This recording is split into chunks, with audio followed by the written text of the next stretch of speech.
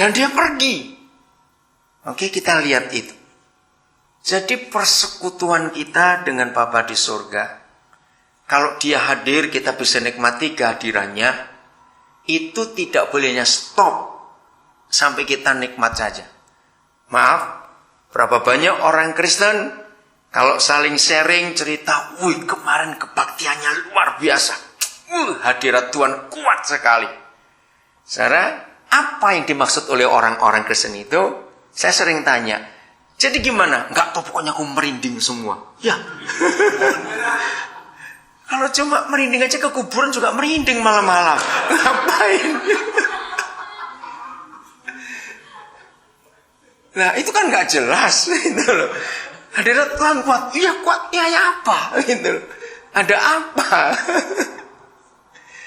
Wah, nggak tahu loh, pokoknya waktu nyanyi itu orang pada rebah. Pernah dengar orang-orang sharing seperti itu?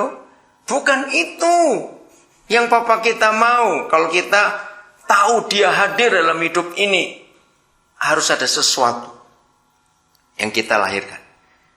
Saya ulang lagi. Waktu tadi saya cerita beberapa nama itu, mereka saja yang gak Kristen, tapi hidupnya merenungkan sesuatu dengan konsep bagaimana membuat hidup ini lebih mudah. Mereka bisa menemukan hal-hal yang begitu penting, bukan, buat hidup di dunia ini. Nah, seharusnya kalau kita lagi merenung dengan Bapa di surga, waktu dia hadir, harusnya ada sesuatu, saudara. Ya, saya harap saudara ngerti ini. Coba kita lihat dulu ke Keluaran pasal 25 ayat 40. Musa begitu juga. Dalam persekutuannya dengan Tuhan, itu bisa menghasilkan sesuatu yang luar biasa. Ini di gunung, dia berjumpa dengan Tuhan. Keluaran 25 ayat yang ke-40. Sudah? Dan ingatlah bahwa engkau membuat semuanya itu menurut contoh yang telah ditunjukkan kepadamu di atas gunung itu.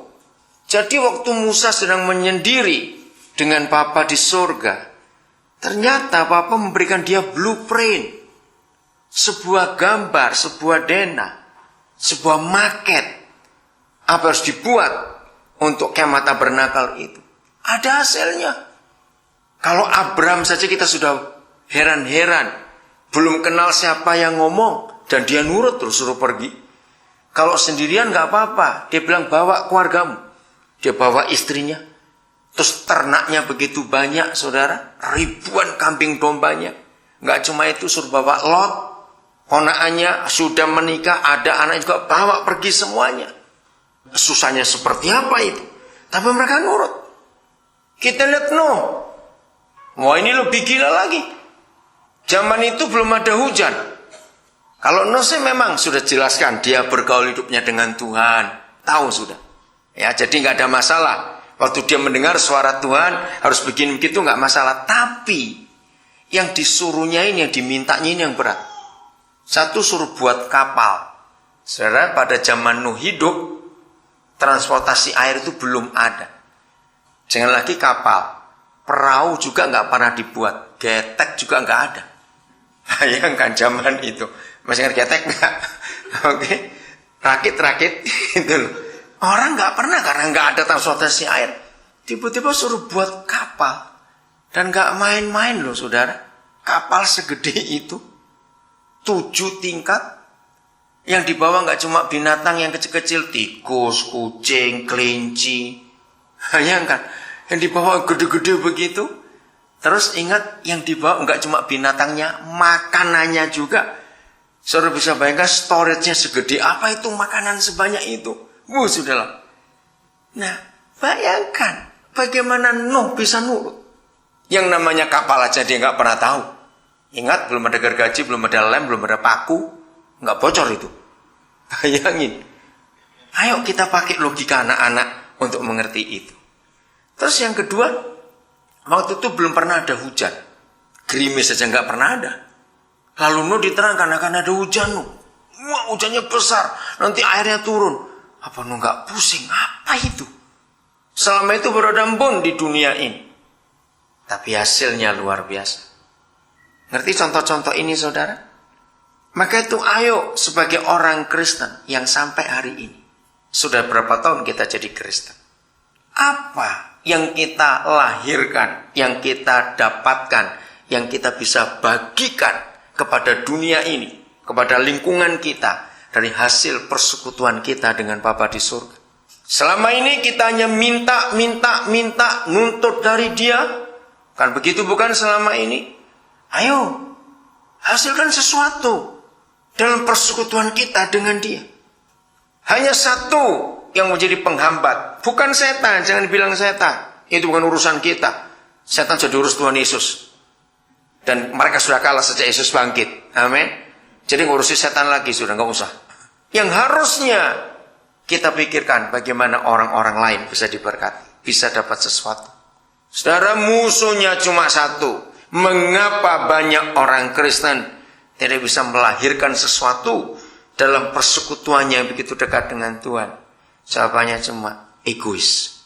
Keegoisan orang yang memikirkan diri sendiri membuat orang itu tidak produktif, tidak bisa menghasilkan apa-apa buat orang-orang di sekitarnya. Karena orang seperti itu hanya mikir untuk diri sendiri saja. Saya percaya Mark Zuckerberg bukan anak egois. Kalau dia egois gak akan bisa menemukan itu. Ngapain mikir orang lain? Karena dia mikir bagaimana antara teman, antara orang bisa ada koneksi yang gampang. Gak usah pakai telepon, gak usah pakai apa. Dia mikir bagaimana itu. Dan dia menemukan Facebook itu. Mazmur 25 ayat 14. Jadi di atas gunung itu Musa menemukan sesuatu. Ada blueprint, ada maket yang dia harus buat. Jadi dia agak sulit. Nah, lihat ayat ini. Mazmur 25 ayat yang ke-14. Apa yang akan Papa berikan buat kita kalau kita betul-betul bisa bersekutu dengan Dia? Yahweh bergaul karib dengan orang yang takut akan Dia. Saya berhenti dulu sampai di situ. Of the sweet, satisfying companionship. Ya. Apa bedanya sekedar bergaul dan bergaul karib? Ayo, apa bedanya? Bergaul saja dan bergaul karib. Cepat jawab, apa bedanya? Iya, bukan kadang-kadang, memang. Iya, betul. Kalau ada teman masih ada batasnya, betul. Saudara lihat. Satisfying companionship of the sweet. Waduh, bagus sekali itu ya. Jadi, sari daripada begitu hubungan yang dekat sekali. Oke, pertanyaan kedua. Siapa yang mengajak bergaul karib dengan siapa? Ayo lihat ayat ini. Ayo, siapa yang mengajak bergaul karib dengan siapa? Ngerti nggak pertanyaan saya? Oke, jadi siapa? Nah, Tuhan dulu. Bukan dari pihak kita. Aneh bukan? Jadi bukan dari pihak kita yang punya inisiatif ini, bukan dari kita manusia, tapi dari Dia pencipta alam semesta ini. Bayangkan, seharusnya Dia buang-buang waktu kalau bergaul karib dengan kita, karena kita goblok-goblok begini. Loh ya enggak? Ngapain? Itu istilahnya, kalau saya ngomong jelek, itu profesor temenannya tukang becak. Ya, nggak nyambung. Bisa ngerti bayangannya itu? Jadi Papa di surga yang ngajak bergaul karib dengan kita. Bukan dari pihak kita. Maka itu begitu sombongnya, kurang ajarnya kita. Kalau kita diajak, nggak mau. Kira-kira, kalau saudara ditelepon Barack Obama jadi teman, mau nggak? Iya nak? Apa dia kengangguran? Teman kita jauh-jauh ke New Zealand. Ngerti ilustrasi itu saudara? Nah, ini Papa di surga pencipta alam semesta yang mengajak kita manusia berdosa ini bergaul karib. Jadi saudara, kalau kita memperingati hari kematian Tuhan Yesus, penderitaannya, kematiannya, kebangkitannya, kita harus tahu pada sesuatu yang Dia rindukan dari pihak kita ini. Ya. Jadi dari pihak Dia yang memulai punya inisiatif, bukan dari pihak kita.